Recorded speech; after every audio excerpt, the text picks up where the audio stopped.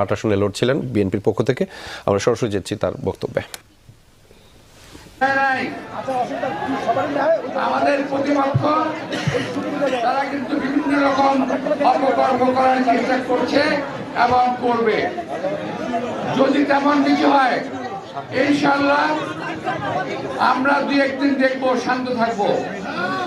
যদি তারপর বাড়াবাড়ি করে ইনশাআল্লাহ বাংলাদেশ জাতীয় দল, শহীদ রাষ্ট্রপতি জিয়া রহমানের দল, বেগম খালেদার দল, তারেক রহমানের দল, এই দেশের জনগণের দল ঘরে বসে থাকবে না।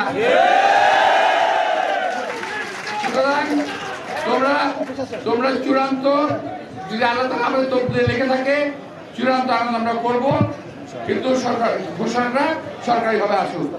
তোমাদের সবাইকে শান্ত থাকার জন্য আহ্বান জানাচ্ছি। সবাই বসতে পারো, বাসা যেতে পারো।